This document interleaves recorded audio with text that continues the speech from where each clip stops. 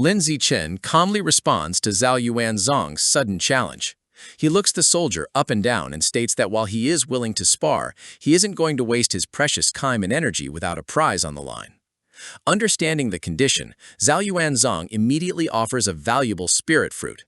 He explains that it is worth 1.5 million and excellent for improving one's qi and blood. Hearing the value, Lin Zichen's interest is piqued.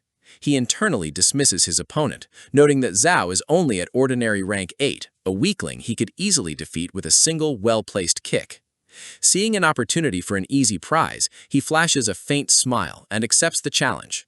However, just as the tension rises and the fight is about to begin, a military officer steps in. He shouts strictly that while sparring is permitted, wagering material rewards is a direct violation of military district discipline.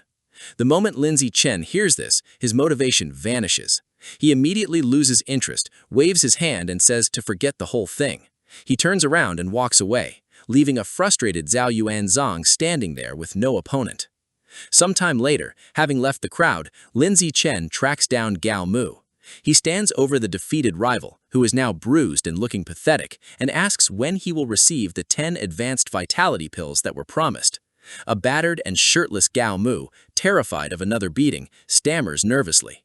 He promises that he will go to his dorm and retrieve them for him right away. That night, inside his single dormitory room at the military base, Lin Zichen focuses entirely on his training. He's determined not to let his progress fall behind even for a day.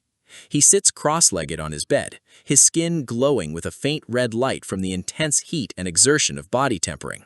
A system notification pops up, revealing that he has begun his 4th round of skin tempering and is already at 12% completion. He sighs, reflecting that the progress feels a bit slower than it did during his 3rd tempering cycle. His focus is interrupted when Shen King Han, wrapped only in a towel, peeks through his door and asks if she can come in. She walks in and sits on the edge of the bed next to him. She explains that the dorms don't have hair dryers, so she asks him to use his control over his qi and blood to generate heat and dry her damp hair. Lin Zichen smiles and tells her she arrived at the perfect time because he actually has something for her. While he helps dry her hair, he hands her a small jar containing the 10 advanced vitality pills he collected from Gao Mu earlier. He explains that at his current level they aren't much help to him, so he wants her to have them. Shen King Han is surprised to receive such a valuable gift, but Lin Zichen quickly reassures her. He tells her not to feel indebted, because they are family, and her safety and well-being are the most important to him.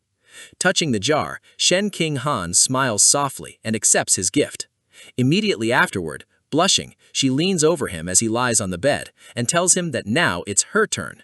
She positions herself over him and while massaging his chest, whispers that she'll let him thank her properly. The next morning, the sun rises over the base as all the training participants gather outside. Zhao Yuanzong spots Lin Zichen and greets him cheerfully, no longer upset about the cancelled match. Lin Zichen returns the greeting. Standing together, Lin Zichen asks Zhao Yuanzong if the rumors are true that the younger generation of his military district has all entered the source land for training. Zhao Yuanzong shakes his head and replies that it barely counts as having truly entered. This confuses Lin Zichen, so Zhao Yuanzong explains further. He says the military has established fortified cities just inside the source land. However, young soldiers who are only at the ordinary creature level are trapped in these cities doing menial chores. They are strictly forbidden from going out into the true wilderness, which is filled with dangerous primitive competition. He adds that it is impossible to truly explore the source land until one's biological level reaches the advanced stage.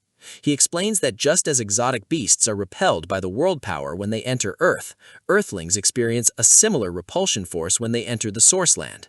This invisible force tries to drive them out, and mainly affects those below the advanced level. However, Zhao Yuanzong clarifies that the repulsion is much stronger for beasts invading Earth. In fact, the power of many exotic beasts is significantly weakened by Earth's world power. Hearing this, Lin Zichen has a moment of realization. He finally understands why gene fuses on Earth are able to defeat the very creatures their powers come from. The beasts are fighting at a disadvantage.